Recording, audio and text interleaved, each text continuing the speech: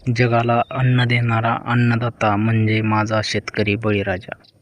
पण तोच बळीराजा आज स्वतःच्या जीवन जगण्याच्या लढाईत हरत चाललेला आहे.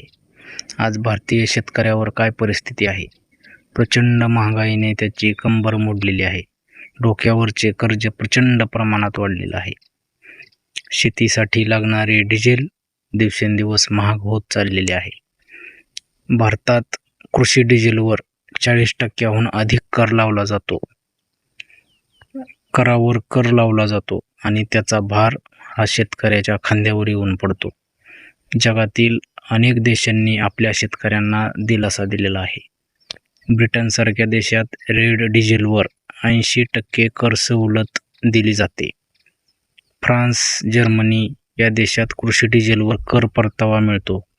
अमेरिका, कॅनडा आणि ऑस्ट्रेलियातही शेतकऱ्यासाठी विशेष सवलती आहेत. आणि भारतात काय आहे? इथे मात्र शेतकऱ्याच्या खिशातूनच तूट भरून काढली जाते. बाकी शेतकरी देशोधडीला गेला तरी चालेल. शेती परवडत नाही म्हणून आजचा तरुण शेतकरी गाव सोडून शहराकडे चाललेला आहे किंवा शहरात जाणाऱ्या लोकांचे प्रमाण वाढत आहे. कारण शेती आता व्यवसाय राहिलेली नाही, ती तोट्याचा सौदा बनली आहे.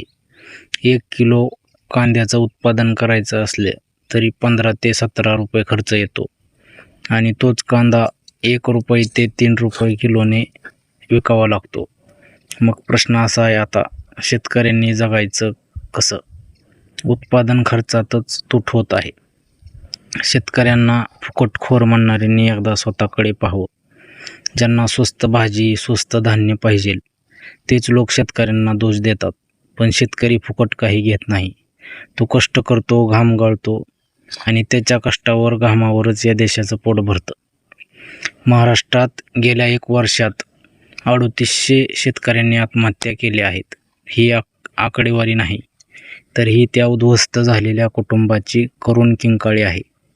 जर ट्रॅक्टर डिझेलवर 0 कर लागू करा, कृषी डिझेलवरील अन्यायकारक कर रद्द करा, शेतकऱ्यांना न्याय द्या, शेतकऱ्याला हमी भाव द्या, शेतकऱ्याचा सन्मान करा, शेतकरी सन्मान निधी 12,000 पर्यंत वाढवा आणि लक्षात ठेवा, ग्रामीण शेतकरी विस्थापित करणारी धोरणं जिथं आखली जातात ते शहरी दिवाणखाने फार काळ सुरक्षित राहू शकत नाहीत.